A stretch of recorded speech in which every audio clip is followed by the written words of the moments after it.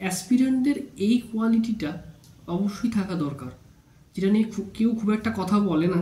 তো আজকে আমি সেটা নিয়ে আলোচনা করব, খুব ডিটেলসে আলোচনা করব। তো ভিডিওটা খুবই গুরুত্বপূর্ণ হতে চলেছে, তো তোমরা অবশ্যই শেষ অবধি দেখবে। আর যারা চ্যানেলে নতুন তারা অবশ্যই চ্যানেলটিকে সাবস্ক্রাইব করে দিও, আর ভিডিও ভালো লাগলে একটা লাইক করো। এই লাইক, কমেন্ট এবং সাবস্ক্রাইব করলে একটু মোটিভেট হই, ভিডিও করার একটা শক্তি পাই। তো তোমাদের কাছে রিকোয়েস্ট থাকে তোমরা অবশ্যই চ্যানেলটিকে সাবস্ক্রাইব করে দিও। তো চলো ভিডিওটা শুরু করি।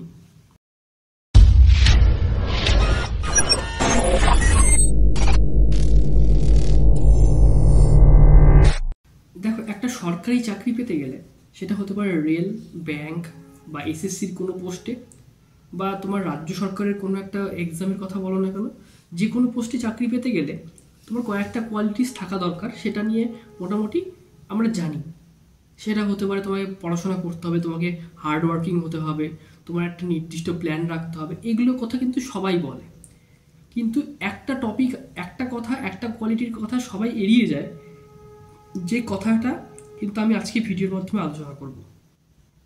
এই কথাটার কথা খুব একটা কেউ বিশেষ বলে না, ঠিক আছে? এই কোয়ালিটিটা আমার মনে হয় প্রতিটা অ্যাসপিরেন্টদের মধ্যে থাকা দরকার। তো সেটা নিয়ে আজকে আলোচনা করছি।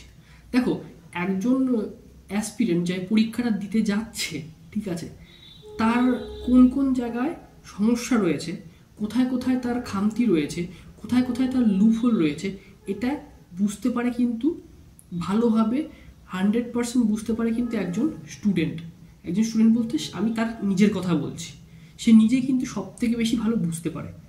অর্থাৎ নিজেকে যে অ্যানালিসিস করার ক্ষমতা, নিজেকে নিজে বোঝার যে ক্ষমতা, যার যত বেশি ভালো, তার কিন্তু তত তাড়াতাড়ি চাকরি পাওয়ার একটা সম্ভাবনা তৈরি হয়। এবং নিজের কাছে যে যতটা ক্লিয়ার, আমি অনেক স্টুডেন্টদের দেখেছি, অনেক অ্যাসপিরেন্টদের দেখেছি, যাদের হয়তো কোনো পরীক্ষা হয়নি বা কোনো পরীক্ষা একটা দিয়ে এসছে, সেটা হয়তো তার খারাপ হয়েছে, তখন এসে সে নানা রকম তোমার অজুহাত দেওয়ার চেষ্টা করে।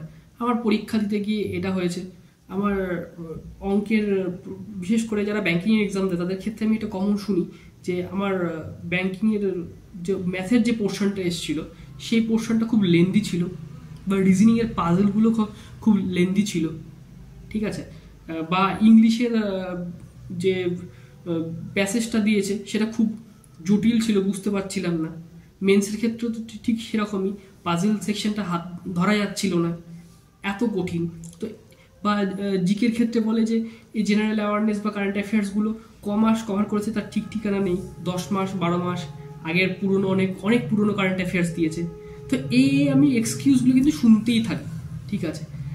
সত্যি কথা বলতে, এই যে তোমার মধ্যে অঙ্কের স্পিড নেই, এই যে বিষয়টা, বা তুমি এই বড় পাজেল দিলে তুমি আটকে যাচ্ছ, সেটা কিন্তু তোমার একটা অক্ষমতা, তোমার একটা ব্যর্থতার জায়গা। তো সেটাকে তুমি যত তাড়াতাড়ি অ্যাকসেপ্ট করবে, করে সেই জায়গা থেকে নিজেকে যত ইমপ্রুভ করতে পারবে, সেই সমস্যা থেকে যত তাড়াতাড়ি বেরিয়ে আসতে পারবে, তত তাড়াতাড়ি কিন্তু তুমি চাকরিটা পাবে। তো এই যে নিজেকে অ্যানালিসিস করাটা, এই যে বোঝাটা, সেটা কিন্তু সব থেকে বেশি জরুরি। এই কোয়ালিটিটা অবশ্যই প্রতিটা অ্যাসপিরেন্টের থাকা উচিত বলে আমার মনে হয়, যে কোয়ালিটির কথা অন্য কেউই খুব একটা আলোচনা করতে চায় না। তা আমি বলবো যে এই জিনিসটা নিজেদের মধ্যে ডেভেলপ করো। এক্সকিউজ নয়, তোমার যেটা সমস্যা সেটা এক্সকিউজ নয়, সেটাকে তুমি সলভ করার তাড়াতাড়ি চেষ্টা করো। সেটা যা খুশি হোক না কেন, পরীক্ষা তোমার কম্পিউটারের কোনো সমস্যা হতে পারে, ঠিক আছে, সেটা তোমার লাখের উপর ফ্যাক্টর কাজ করছে, কিন্তু তোমার অঙ্কর পেপারটা লেন্দি এসছে, তুমি সেটা সলভ করতে পারছো না, সেটা কিন্তু তোমার ব্যর্থতা। তোমাকে এটা মেন্টালি প্রিপেয়ার হয়ে যেতেই হবে যে পেপারটা লেন্দি আসতে পারে, সেক্ষেত্রে আমার প্রিপারেশান, সেক্ষেত্রে আমার স্ট্র্যাটেজি, সেক্ষেত্রে আমার পড়াশোনা, আমি যা করেছি সেটাই কিন্তু তখন তোমায় হেল্প করবে। নাহলে কিন্তু এক্সকিউজের পর এক্সকিউজের লিস্টটা বাড়তে থাকবে, আলটিমেটলি তোমার চাকরিটা পাওয়া হবে না। তাই এক্সকিউজগুলোকে দূরে সরাও, তোমার প্রবলেমগুলোকে সলভ করার চেষ্টা করো। তো আমি এইটুকুটাই বলবো ভিডিওর মাধ্যমে, আর ভিডিওটাকে বেশি বড় করছি না। আজকের ভিডিওটা এই পর্যন্তই।